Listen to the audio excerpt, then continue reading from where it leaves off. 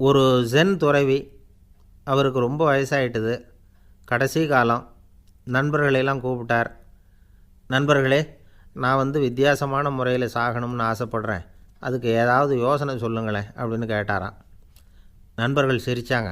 என்ன பேச்சு பேசுகிறீங்க, சாவறதுங்கிறது என்ன விளையாட்டு கத்தனமான காரியமா அப்படின்னு கேட்டிருக்காங்க.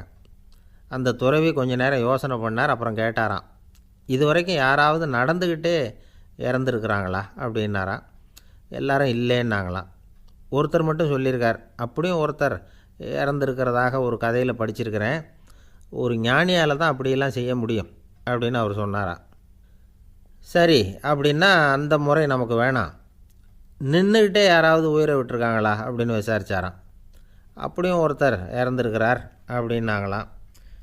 மறுபடியும் அந்த துறவி யோசனை பண்ணியிருக்கிறார். ஏதாவது வித்தியாசமான முறையில் நாம் போகணும் அப்படிங்கிறது அவருடைய விருப்பம். மனிதன் எப்படி வாழ்கிறானோ அப்படி இறப்பது தான் நல்லது. சரி, யாராவது தலைகீழாக யோகம் செய்யும் நிலையில் இறந்துருக்கிறாங்களா அப்படின்னு விசாரித்தாராம். நண்பர்கள் சிரித்தாங்க. தலைகீழாக நின்னபடி இறந்ததாக நாங்கள் கேள்விப்பட்டதே இல்லை, அது முடியாத காரியம் அப்படின்ட்டுருக்காங்க. இப்போ அந்த துறவிக்கு திடீர்னு உற்சாகம் வந்துட்டுது. உடனே எழுந்திரிச்சார், தலைகீழாக நின்னார், அப்படியே உயிரை விட்டுட்டார். அவ்வளோதான். அந்த மடாலயத்தில் ஒரே குழப்பம். எப்படி அவரை கீழே இறக்கி படுக்க வைக்கிறது அப்படின்னு புரியல. இப்படி உயிர் விடுறதை பற்றி அவங்க இது வரைக்கும் கேள்விப்பட்டதும் இல்லை. உண்மையிலேயே இவர் இறந்து தான் போனாராங்கிறதும் தெரியல. சோதித்து பார்த்தாங்க. இதய துடிப்பு, நாடி துடிப்பு எல்லாம் நின்று போயிருந்தது. இவர் எப்பவும் இப்படி தான், என்ன பண்ணுறது இப்போது அப்படின்னு சொல்லி எல்லோரும் குழம்பிக்கிட்டு இருக்கிற சமயத்தில் ஒரு பெரிய ஒரு யோசனை சொன்னார். இந்த துறவியோட மூத்த சகோதரி பக்கத்து மடாலயத்தில் இருக்கிறாங்க, அவங்கள இங்கே அழைச்சிட்டு வந்தால் ஏதாவது வழி கிடைக்கும் அப்படின்னார். அந்த அம்மாவுக்கு 90 வயசு. அழைச்சிட்டு வந்தாங்க. ஒரு குச்சியை ஊன்றிக்கிட்டு அப்படியே மெதுவாக நடந்து வந்தாங்க. தம்பி, தலைகீழாக நின்று உயிர் விட்டு இறக்கிறத பார்த்தாங்க. தம்பின்னு கூப்பிட்டு பார்த்தாங்க, ஒன்றும் காணோம். உடனே என்ன பண்ணாங்க, தன்னுடைய கைத்தடியால் தம்பியோட உடலை ஒரு தட்டு தட்டினாங்க. ஏப்பா, சாகிறப்பவும் உன்னுடைய குறும்புத்தனத்தை விடலையா, இப்படியாடா சாகிறது, ஒழுங்காக செத்து தொலை அப்படின்னாங்களாம். அவ்வளவுதான். உடனே அந்த துறவி திரும்பி நேராக நின்னார். அக்கா, கோவப்படாத, நான் ஒழுங்காக சாகிறேன், எப்படி செத்தா என்ன, எல்லாம் எனக்கு ஒன்று தான் அப்படின்னு சொல்லிவிட்டு அப்படியே தரையில் படுத்து உயிரை விட்டாராம். அதுக்கப்புறம் அந்த அம்மா கோலை கையில் எடுத்துக்கிட்டு அப்படியே திரும்பி கூட பார்க்காம அவங்க பாட்டுக்கு போயிட்டாங்களாம். மரணத்தை ஒரு விளையாட்டாக ஆக்கிய அந்த துறவிக்கு வாழ்க்கையே ஒரு விளையாட்டாக தான் இருந்திருக்குது. எந்த நோக்கமும் இல்லாமல் செயல்படுறதுன்னா என்னங்கிறதும் அவருக்கு தெரிஞ்சிருக்குது. பயனை எதிர்பார்க்காம பணி செய்து வாழ்ந்து மறைந்த மகான் அவர். தம்முடைய தொழிலை விளையாட்டு போல் செய்ய தெரிஞ்சவருக்கு வாழ்க்கையே ஒரு விளையாட்டாக மாறிடும். எல்லாமே விளையாட்டாகி விடுகிற போது மரணமும் விளையாட்டாகிவிடும் அப்படிங்கிறது தான் அந்த தத்துவம். ஆனால் அதுக்கு முன்னாடி உங்களுக்குள்ளே இருக்கிற உண்மையான நடிகனை நீங்கள் அடையாளம் கண்டுபிடிக்கணும்.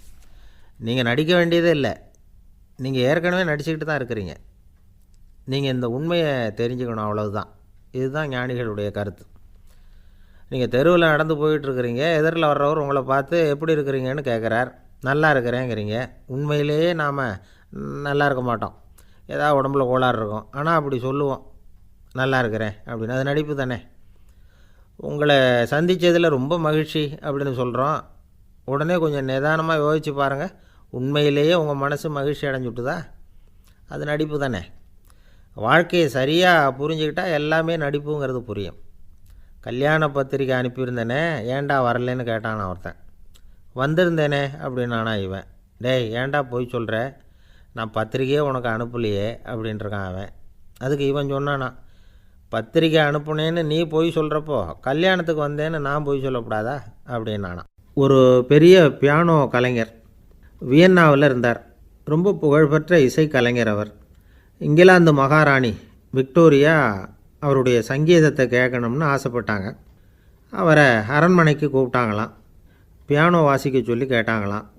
இவரும் ரொம்ப பிரமாதமாக வாய்ச்சி காட்டியிருக்கார். உடனே பாராட்டி பரிசுகள்லாம் கொடுத்து அனுப்புனாங்களாம். அந்த இசையை கேட்குறதுல அரசிக்கு ரொம்பவும் ஆர்வம் உண்டு. அதனால் அதுக்கப்புறமும் அந்த கலைஞர் அடிக்கடி அரண்மனைக்கு வர வேண்டிய அவசியம் ஏற்பட்டது. ஏன்னா அரசி கூப்பிட ஆரம்பித்தாங்க. இவர் போகணும், அங்கே இசை நிகழ்ச்சி நடத்தணும். இவர் அங்கே பாடி வாசிக்கிறது உண்டு. ஒரு தடவை மகாராணி அவரை பார்த்து, உங்கள் நாட்டு தேசிய கீதம் பாடுங்களேன் அப்படின்னு கேட்டாங்களாம். உடனே அவர் தன்னுடைய நாடான ஆஸ்திரியாவின் தேசிய கீதத்தை பாடியிருக்கிறார். அவர் பாட ஆரம்பித்த உடனே மகாராணி எழுந்திரிச்சு நின்னாங்களாம். அதுக்கு மரியாதை செலுத்துகிற நோக்கத்தோடு பாட்டு முடிகிற வரைக்கும் அப்படியே நின்றுக்கிட்டு இருந்தாங்களாம். இதுதான் அந்த அரசியினுடைய பெருந்தன்மை. அதாவது நாட்டுப்பற்றுங்கிறது அந்த அளவுக்கு அப்படி இருக்கணும்.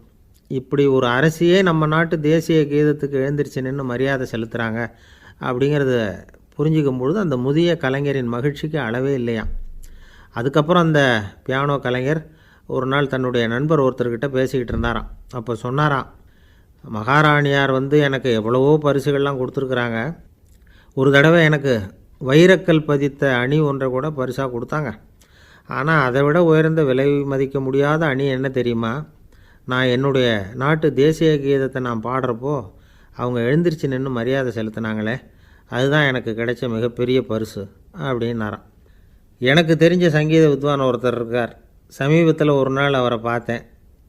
எப்படி போயிட்டுருக்கு உங்கள் தொழில் அப்படின்னு கேட்டேன்.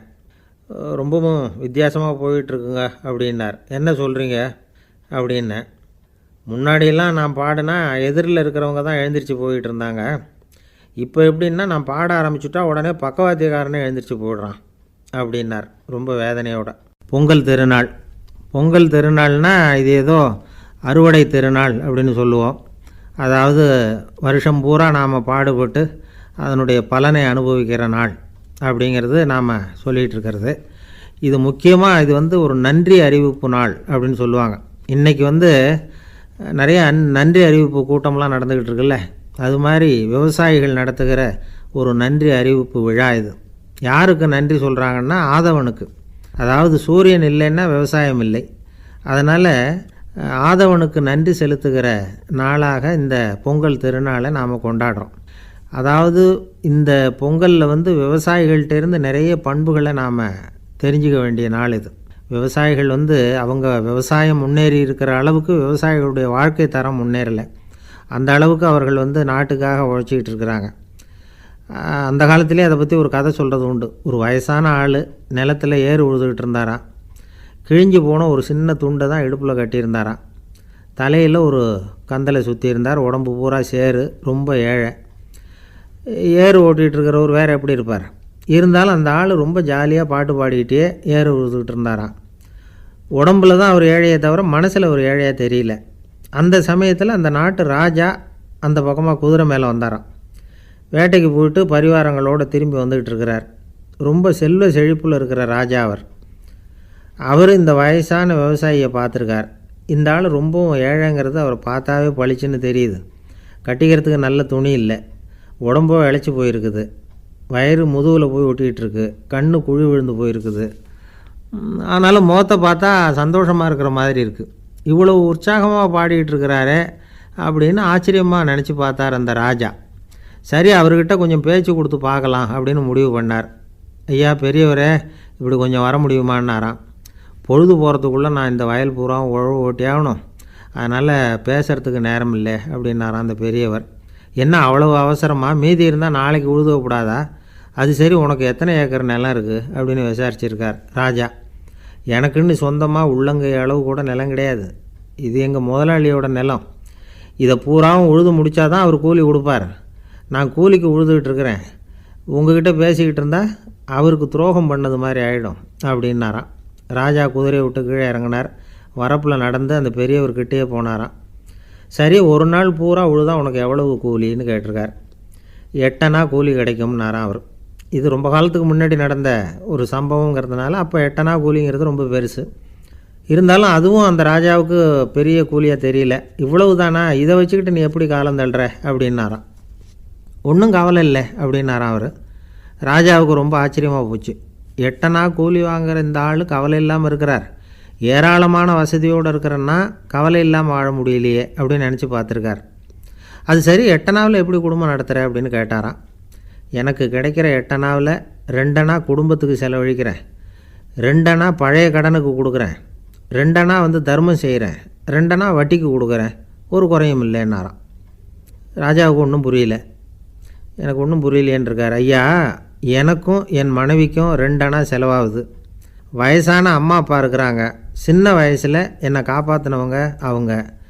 அந்த கடனுக்கு 2 அணா செலவாகுது. அது பழைய கடன்.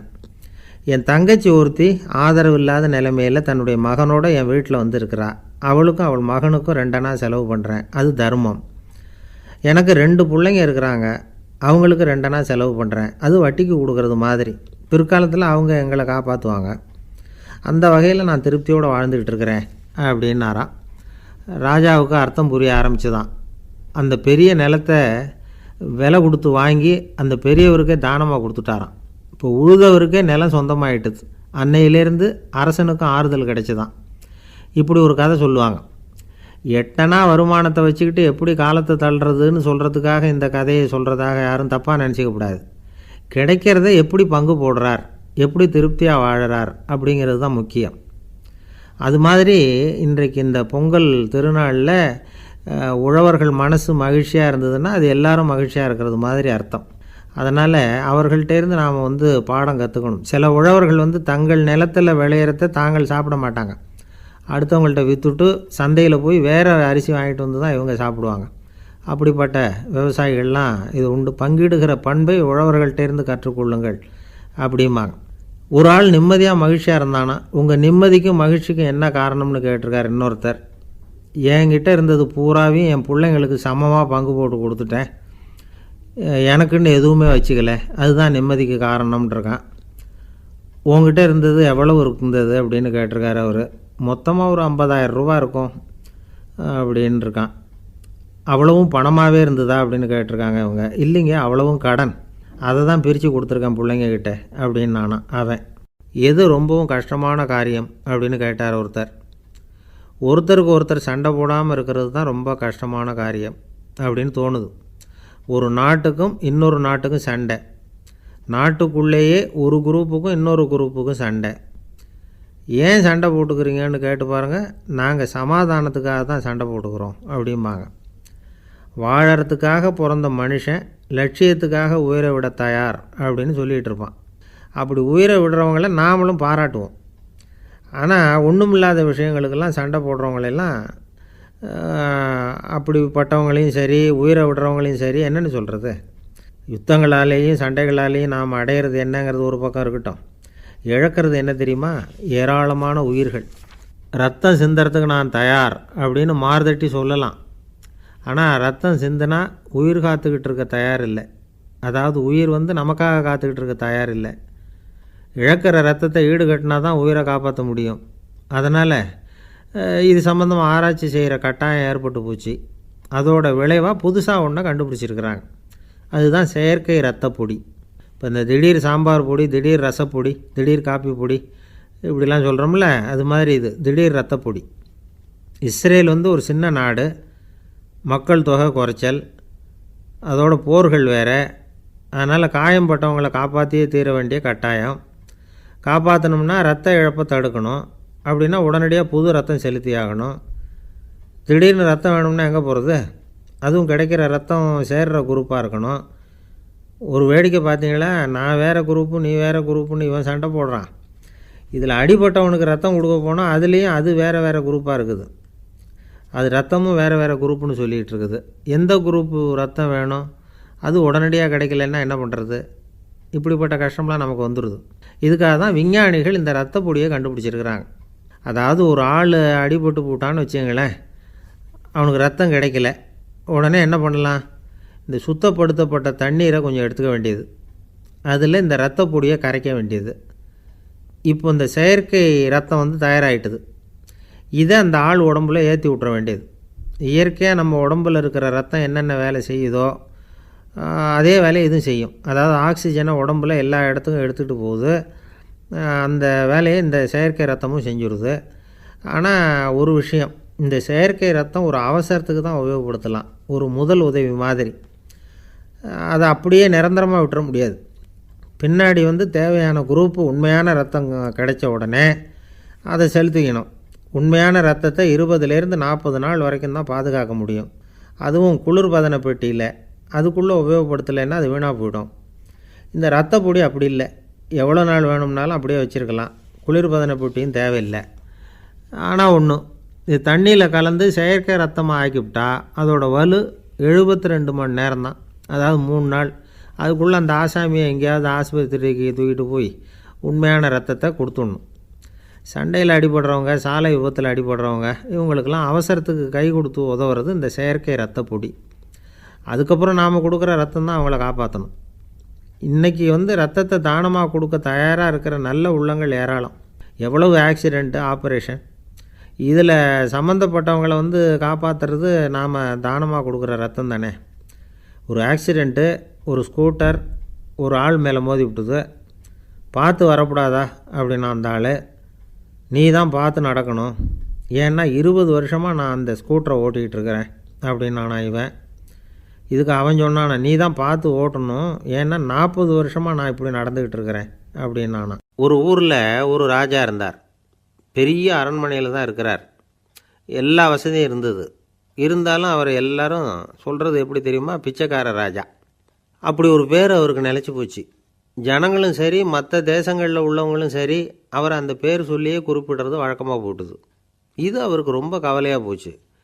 என்ன இது, நம்மளை தேடி வர்றவங்களுக்கெல்லாம் நாம் சோறு போடுறோம், நம்ம புகழ்ந்து பாடல் ஏற்றி கொண்டு வர்ற புலவர்களுக்கெல்லாம் அவங்க எப்படி வந்தாலும் ஒருவேளை சோறு போடணுங்கிறது உத்தரவு. இவ்வளவுலாம் செஞ்சும் நம்மளை போய் பிச்சைக்கார ராஜான்னு எல்லாரும் சொல்கிறாங்களே, அது ஏன், எதுக்காக இப்படி சொல்கிறாங்க? இதுதான் ராஜாவுக்கு குழப்பம். சரி, இதை பற்றி நம்ம அமைச்சர்கள்கிட்ட கேட்கலாமா அப்படின்னு யோசனை பண்ணார். இந்த விஷயத்தை போய் அவங்கக்கிட்ட எப்படி கேட்குறதுன்னு அவருக்கு தயக்கமாக இருந்தது. கௌரவ குறைச்சலாக தெரிஞ்சுது அவருக்கு. சரி, சாதாரண குடிமக்கள்கிட்ட இதை பற்றி கேட்கலாமா அப்படின்னு யோசனை பண்ணார். கேட்கலாம், ஆனால் அவங்க யாரும் ராஜா முன்னாடி நின்று தைரியமாக பேசக்கூடிய அளவுக்கு இல்லை. ராஜாவோட குழப்பம் நாளுக்கு நாள் அதிகமாக போச்சு. கடைசியாக அவர் ஒரு முடிவுக்கு வந்தார். அதாவது, இதை பற்றி ஒரு பிச்சைக்காரங்கிட்டே கேட்டு பார்த்துட்டா என்ன. இதுதான் அவர் பண்ண முடிவு. உடனே மாறு வேஷம் போட்டுக்கிட்டு நகர்வலம் போனார். ஒரு பிச்சைக்காரனை கண்டுபிடிச்சார். இதை பாருப்பா, நம்ம ராஜாவை எல்லாரும் பிச்சைக்கார ராஜான்னே சொல்கிறாங்களே, அதுக்கு என்ன காரணமாக இருக்கும் அப்படின்னு கேட்டார். அதுக்கு அவன் சொல்கிறான், இதுக்கான பதிலை இன்னும் ஒரு 30 நாளில் சொல்கிறேன் அப்படின்னா. உடனே இவருக்கு சந்தோஷம். உண்மையை அவங்ககிட்ட சொன்னார். நான் வேறு யாரும் இல்லை, நான் தான் இந்த நாட்டு ராஜா. இப்போ நீ என் கூடவே வந்துடும், அரண்மனையிலேயே தங்கிக்கோ, 30 நாள் கழித்து எனக்கு பதில் சொல்லிவிட்டு அதுக்கப்புறமா நீ போகலாம் அப்படின்னு சொல்லி அழைச்சிட்டு வந்துட்டார். அரண்மனையில் ஒரு மூலையில் அவன் தங்கிறதுக்கு இடம் கொடுத்தார். தினம் 2 வேளையும் இவனுக்கு சோறு போடுங்க அப்படின்னு உத்தரவு போட்டார். ராஜா கொடுத்த இடத்துல போய் உக்காந்துக்கிட்டான் அந்த பிச்சைக்காரன். தினமும் அந்த அரண்மனையில் நடக்கிறதையெல்லாம் கவனிச்சிக்கிட்டு வந்தான். வேளைக்கு சாப்பாடு வரும், சாப்பிட்டுக்கிட்டு இருக்கான். இப்படி 30 நாள் முடிஞ்சுது. ராஜா வந்தார். என்ன, என்னோட கேள்விக்கு பதில் என்னன்னு கண்டுபிடிச்சிட்டியான்னார். கண்டுபிடிச்சிட்டேன்னா. என்ன எல்லாரும் பிச்சைக்கார ராஜான்னு சொல்கிறாங்களே, அது நியாயமாக படுதா உனக்குன்னு கேட்டார். நியாயமாக தான் படுது, சந்தேகம் இல்லாமல் நீங்கள் பிச்சைக்கார ராஜா தான். என்ன தான் நீங்கள் வசதியோடவும் படைபலத்தோடவும் இருந்தால் கூட நீங்கள் எங்கள் வர்க்கத்தை சேர்ந்த ஆசாமி தான் அப்படின்னு அடித்து சொல்லிவிட்டான் அந்த ஆள். ஏனால் அப்படி சொல்கிறேன்னு கேட்டார் இவர். அரசே, ஒரு உண்மையை கண்டுபிடிச்சி சொல்கிறதா நான் உங்ககிட்ட சொன்னேன். நீங்கள் ராஜ பரம்பரைன்னா உடனே உங்கள் கழுத்தில் கிடக்கிற முத்து மாலையை கழட்டி பரிசாக கொடுத்துருப்பீங்க, பொன்னையும் மணியையும் கொடுத்துருப்பீங்க. ஆனால் நீங்கள் அப்படி செய்யலை. என்னை ஒரு மூலையில் உட்கார வச்சு 2 வேளை சோறு போட சொன்னீங்க. உங்களை தேடி யார் வந்தாலும், யார் பாராட்டி பேசினாலும் அல்லது பிரச்சனைகளை சொன்னாலும் நீங்கள் செய்கிற ஒரே காரியம் சோறு போடுறது தான். பிச்சைக்காரனுக்கு சோறு மட்டும்தான் உலகம். உங்கள் விஷயத்திலையும் நீங்கள் அப்படி தான் நினைக்கிறதாக தெரியுது. நல்லா கவனிங்க. எந்த ஒரு பிரச்சனைக்கும் சோறு தான் முடிவுன்னு நினைக்கிறீங்க பாருங்கள். நீங்கள் சந்தேகமில்லாத எங்களை சேர்ந்த ஆள் தான் அப்படின்னு விட்டான் அந்த பிச்சைக்காரன். அதுக்கப்புறம் தான் அந்த ராஜா தன்னுடைய தவறுகளையெல்லாம் தேர்த்திக்கிட்டாராம். பசின்னு வர்றவங்களுக்கு சோறு தான் போடணும், அது தப்பு இல்லை. பாராட்ட வர்றவங்களுக்கெல்லாம் சோத்தையே போட்டு அனுப்புனா இப்படி தான் பேர் வரும். எனக்கு தெரிஞ்ச ஒருத்தர் தினமும் யாராவது ஒருத்தரை தன் வீட்டுக்கு அழைச்சிட்டு போவார், சாப்பாடு போட்டு அனுப்புவார். முன்னறிவிப்பு இல்லாமல் திடீர்னு ஒரு விருந்தாளியோடு வீட்டில் போய் இவர் நிற்கிறது வழக்கம். அந்த அம்மாவும் இவருக்காக தயார் பண்ணி வச்சுருந்ததை இவர் அழைச்சிட்டு வந்திருக்கிற விருந்தாளிக்கு போட்டுருவாங்க. விருந்தாளி சாப்பிட்டுட்டு போனதுக்கப்புறம் இவர் மனைவிகிட்ட உனக்கு சிரமம் வேணாம் அப்படின்னு சொல்லிவிட்டு பக்கத்தில் உள்ள ஒரு ஹோட்டலுக்கு போய் காசு கொடுத்து சாப்பிட்டுட்டு வந்துடுவார். பல நாள் இப்படி நடக்கும். ஒரு நாள் அவரை தனியாக கூப்பிட்டுக்கிட்டு போய் ஏன் இப்படி பண்ணுறீங்கன்னு கேட்டோம். அதுக்கு அவர் சொல்கிறாரு, எங்கள் வீட்டு சாப்பாட்டிலேருந்து தப்பிக்கிறதுக்கு எனக்கு வேறு வழி எதுவும் தெரியல சார், அதனால தான் இப்படி பண்ணிகிட்ருக்கிறேன் அப்படின்னார் ரொம்ப பரிதாபமாக. ஒருத்தன் எப்படி நடந்துக்கிறாங்கிறத வச்சு தான் அந்த ஆள் எப்படிங்கிறத நாம் முடிவு பண்ணுறோம். ஆளுமைன்னு சொல்கிறோம்ல, அதுக்கு சூழ்நிலைகளை ஆளுகின்ற தன்மை அப்படின்னு விளக்கம் கொடுக்குறார் ஒரு உளவியல் நிபுணர். சரி, ஒரு மனிதனுடைய ஆளுமையை உருவாக்குகிற விஷயங்கள் என்னென்ன? பிறப்பு, வளர்க்கப்பட்ட விதம், படிப்பு, நண்பர்கள், சமுதாயம், இப்படி நிறைய உண்டு. ஆளுமையின் அடிப்படையில் சில மனநோய்கள் உண்டாகுது. அதெல்லாம் என்னென்னங்கிறத தெரிஞ்சு வச்சுக்கிட்டோம்னா நம்ம கூட இருக்கிறவங்கள அடையாளம் கண்டுபிடிக்கிறதுக்கு அது ரொம்ப உபயோகமாக இருக்கும். ஃப்ரெனாய்டு ஆளுமை அப்படின்னு ஒன்று. இந்த கோளாறு உள்ளவங்க எப்படி இருப்பாங்க தெரியுமா? அதிக உணர்ச்சி, சந்தேகம், பொறாமை இதெல்லாம் அதிகமாக இருக்கும். வளைஞ்சு கொடுக்க மாட்டாங்க. அடுத்தவங்களோட இணக்கமான உறவு இருக்காது. அவங்க செய்கிற தப்புக்கெல்லாம் அடுத்தவங்களை குறை சொல்லிகிட்டு இருப்பாங்க. இது ஒரு ரகம்.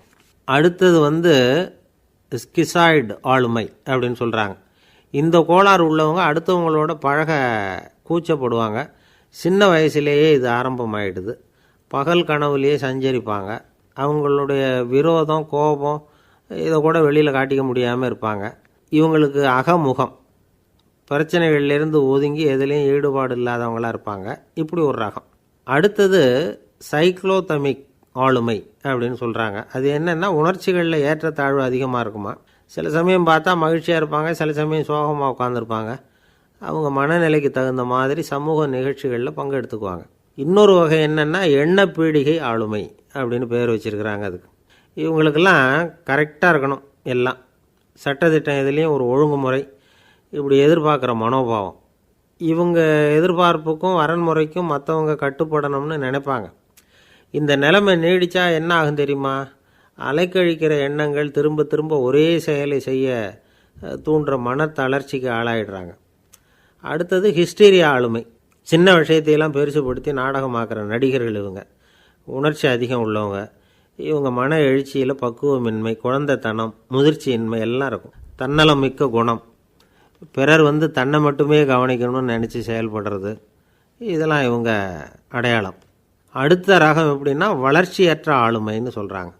அடுத்தவங்களோட இணங்கி போக முடியாதவங்க, அறிவு, மன எழுச்சி, சமூக உறவு இதில் எல்லாம் போதுமான வளர்ச்சியையும் நிறைவையும் பெற முடியாதவங்க. இவங்களால வாழ்க்கையில் முன்னேற முடியாது. பிச்சைக்காரங்க, குற்றவாளிகள், இவங்ககிட்டெல்லாம் இது மாதிரியான ஆளுமை அதிகமாக இருக்குமா. அடுத்தது என்னென்னா சோர்வுடைய ஆளுமை. எதுலேயும் உற்சாகம் இல்லாமல் சோர்ந்து போயிருப்பாங்க. அதுக்கெல்லாம் நமக்கு வலிமை இல்லைப்பா அப்படின்னு சொல்லிகிட்டு இருப்பாங்க. சின்ன விஷயங்களுக்கெல்லாம் அதிர்ச்சி அடையிறது, வாழ்வின் சுவையை அனுபவிக்க முடியாதவங்க. இன்னொரு ரகம் இது கொதித்தெழும் ஆளுமைங்கிறாங்க. எதுக்கு எடுத்தாலும் ஆத்திரம், குரோதம், வன் செயல் இதிலெல்லாம் ஈடுபாடு, இப்படி உள்ளவங்க. நத்தை வகை ஆளுமை அப்படின்னு ஒன்று. அடுத்தவங்க மேலே விரோதம் இருக்கும், அடிக்கணுங்கிற எண்ணம் இருக்கும். ஆனால் அதை அப்படியே வெளியில் காட்டாமல் அதே சமயம் அமைதியான முறையில் வெறுப்பை வெளிக்காட்டுற ரகம். இவங்கெல்லாம் பேசாமல் கம்முன்னு இருந்துக்கிட்டே நினச்சதை நிறைவேற்றிக்கிறவாங்க. முன்ஜாக்கிரதை ஆளுமை அப்படின்னு ஒரு ரகமாக. பாதுகாப்பின்மை, சந்தேகம், முழுமையின்மை, அறவேக்காட்டுத்தனம் இந்த மனப்போக்கு அதிகமாக இருக்கிறதுனால அகம்பாவம், புடிவாதம், எச்சரிக்கை எல்லாம் அளவுக்கு மீறி இருக்கும். இதுவரைக்கும் நாம் பேசிக்கிட்டு இருந்த ஆளுமை பண்புகள் அளவுக்கு அதிகமாக போயிட்டுதுன்னா ஆளுமை கோளாறுகள் ஏற்படும். அதன் அடிப்படையில் மனவியாதிகள் வருமா. அதனால் இணக்கமான, எல்லாரும் விரும்புகிற இயல்பான ஆளுமையை பெறுவதற்கு நாம் முயற்சி செய்யணும் அப்படிங்கிறது மனோதத்துவ நிபுணர்களுடைய ஆலோசனை. ஒருத்தர் ஒரு மனோதத்துவ டாக்டரை தேடிட்டு வந்தாராம். டாக்டர், எனக்கு மனசில் ஏதோ வியாதி, ஆளுமை கோளாறு, அதாவது எனக்கு சீக்கிரமாக செத்து போனால் தேவையில்லைன்னு தோணுது அப்படின்னாராம். உடனே அந்த டாக்டர், சரி அப்படின்னா இங்கேயே இருங்க, நான் வைத்தியம் பார்க்குறேன் அப்படின்னாராம். ஆஃபீஸை முடிஞ்சு வீட்டுக்கு போகிற சமயத்தில் ஒருத்தர் கடைக்கு போய் ஸ்வீட் வாங்கினார். சரி, வீட்டுக்கு பிள்ளைங்களுக்கு தான் வாங்கிட்டு போகிறார் அப்படின்னு மற்றவங்க நினச்சாங்க. அவர் அப்படி செய்யலை. அந்த இடத்துலையே பொட்டலத்தை பிரித்தார். திருட மாதிரி அப்படியே சுற்றி ஒரு தரம் பார்த்துக்கிட்டார். யாரும் தெரிஞ்சவங்க இல்லைங்கிறத முடிவு பண்ணிவிட்டு அவசரமாக அதை அப்படியே போட்டு முழுங்கிவிட்டு கையை தொடச்சிக்கிட்டு நல்ல பிள்ளை மாதிரி நடந்து போக ஆரம்பிச்சிட்டார். அவர் யாருன்னா, அவரோட பிரச்சனை எல்லாருக்கும் தெரியாது, சில பேருக்கு தான் தெரியும். அதாவது அவர் உடம்பில் சர்க்கரை இருக்குதுன்னு டாக்டர் சொல்லிவிட்டாராம். அதனால் வீட்டில் சர்க்கரையே இவர் கண்ணில் காட்டுறதில்ல. அதனால் இவர் யார் கண்ணிலையும் படாமல் இப்படிப்பட்ட வேலைகள்லாம் செய்கிறது வழக்கம். யாருக்கும் தெரியாமல் இப்படி ஸ்வீட்டை வாங்கி சாப்பிட்டுட்டு அவர் பாட்டுக்கு போயிடுறது. இப்படிப்பட்டவங்களுக்கெல்லாம் கொஞ்சம் ஆறுதலான தகவல் இன்றைக்கி. அது என்னென்னா, நாம் சாப்பிட்ற சர்க்கரைக்கும் நம்ம உடம்பில் உள்ள சில கோளாறுகளுக்கும் அப்படி என்ன தான் சம்மந்தம் இருக்குது? இதை பற்றி சமீபத்தில் சில ஆராய்ச்சிகள்லாம் நடந்திருக்குது. ஏன்னா சர்க்கரைன்னாவே விஷம் மாதிரி அதை பார்க்குறவங்களும் சில பேர் உண்டு.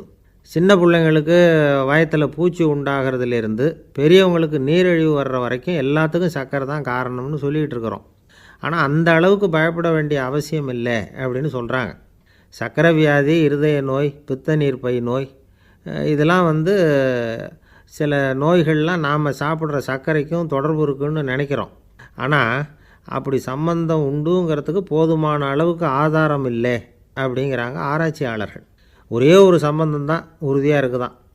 அதுவும் இந்த பல் சிதைவு அப்படின்னு இருக்கு இல்லையா, அந்த சர்க்கரை சாப்பிட்றதுக்கும் இந்த பல் சிதைவுக்கும் சம்பந்தம் இருக்குது அப்படிங்கிறத மட்டும் உறுதியாக சொல்கிறாங்க. சர்க்கரைன்னா நாம் சாப்பிட்ற ஜீனி மட்டும் இல்லை, பழம், காய்கறி, பால், தேன், இப்படி எல்லாத்துலேயும் அது இருக்குது.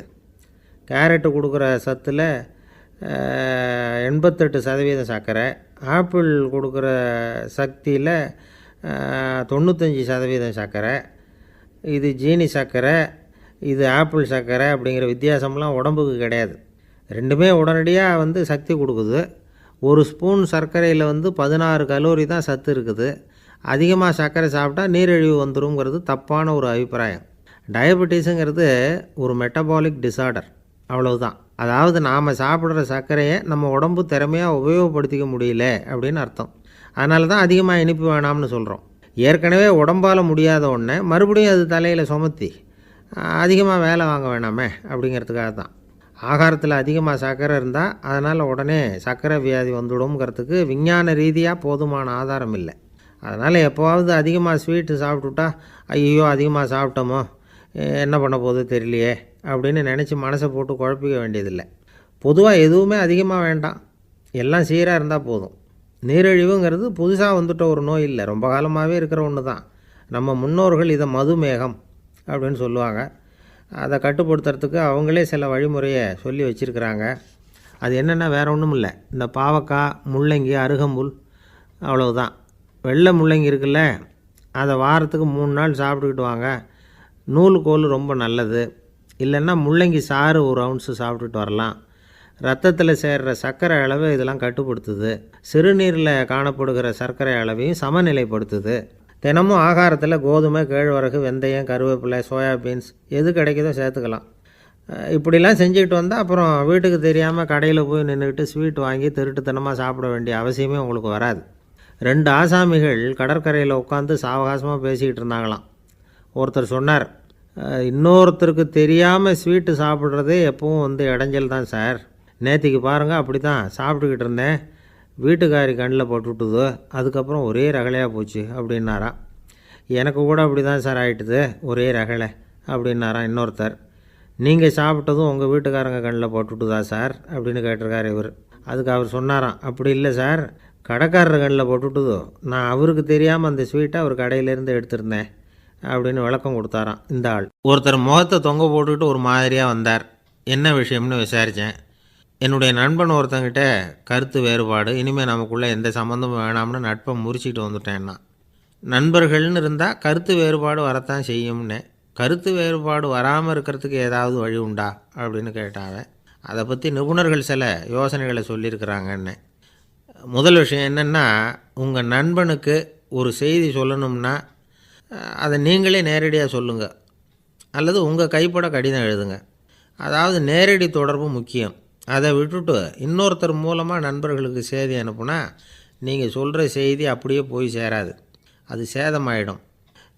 கூட்டி குறைச்சி சொல்லிவிடுவாங்க, அது குழப்பத்தில் கொண்டாந்து விட்டுரும். இது ஒரு யோசனை. 2வது யோசனை என்னென்னா, நீங்கள் ஒரு நல்ல காரியத்தை செய்யும் பொழுது உங்கள் நண்பரையும் சேர்த்துக்குங்க, அவருக்கும் அதில் ஒரு ஈடுபாட்டை உருவாக்குங்க. 3வது யோசனை, நம்ம பக்கத்தில் இருக்கிற நண்பர் மகிழ்ச்சி அடைகிற மாதிரி ஏதாவது செய்யணும். சின்ன சின்ன செயல்களாக இருந்தாலும் பரவாயில்ல, அவர் நமக்கு எதுவும் செய்யலையே, நாம் எதுக்கு செய்யணும் அப்படின்னு நினச்சிக்கிட்டு இருக்கக்கூடாது.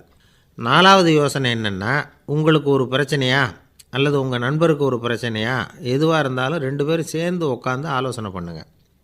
நம்ம யோசனையும் கேட்கப்படுதே அப்படிங்கிற நினைப்பே அவருக்கு ஒரு மன நிறைவை உண்டாக்குமா. 5வது யோசனை, உங்கள் நண்பர் ஏதோ ஒரு காரியத்தை செய்கிறார், நீங்கள் உடனே அவசரப்பட்டு நீ செய்கிறது தப்புன்னு தீர்ப்பு சொல்லக்கூடாது. அவர் அதை செய்யறதுக்கான நியாயங்கள் எவ்வளோ இருக்கும், அதை புரிஞ்சுக்கிறதுக்கு முயற்சி பண்ணணும். 6வது யோசனை, உங்கள் நண்பர் என்ன சொன்னாலும் அதை பொறுமையாக கேளுங்க. அவர் சொல்கிறத புரிஞ்சுக்கணும், அவர் சொல்ல விரும்புகிறத புரிஞ்சுக்கணும், அவர் சொல்ல முடியாமல் தவிக்கிறதையும் புரிஞ்சுக்கணும். இப்படி 3 விதமாகவும் அவரை புரிஞ்சுக்கிட்டு அதுக்கு தகுந்த மாதிரி செயல்படணும். 7வது யோசனை என்னென்னா, உங்கள் நண்பர் உங்ககிட்ட வந்து ஏதோ ஒரு கருத்தை சொல்கிறார், அது உங்களுக்கு பிடிக்கல, அதுக்காக உடனே நீ சொல்கிறது சரியில்லை, நான் ஒத்துக்க மாட்டேன் அப்படின்லாம் மறுத்துக்கிட்டு இருக்கக்கூடாது. அவர் சொல்கிறத கேட்கணும், பொறுமையாக சிந்திக்கணும், அதுக்கப்புறம் பதில் சொல்லணும். இப்படிலாம் நடந்துக்கிட்டால் நண்பர்களுக்குள்ள கருத்து வேறுபாடு வர்றதுக்கு வாய்ப்பே இருக்காது அப்படின்னு வல்லுநர்கள் தொகுத்து சொல்லியிருக்கிறாங்க இந்த யோசனைகளை. எனக்கு தெரிஞ்ச சில நண்பர்கள் உண்டு. அவங்களுக்குள்ளேயும் கருத்து வேறுபாடுகள் வராமல் இருக்கிறதுக்கு சில நுட்பங்களை கையாளுறது உண்டு. ஒருத்தர் சொன்னார், அந்த டாக்டர் சின்ன வயசுலேருந்து என் கூட பழகினவர், நாங்கள் 2 பேரும் இணை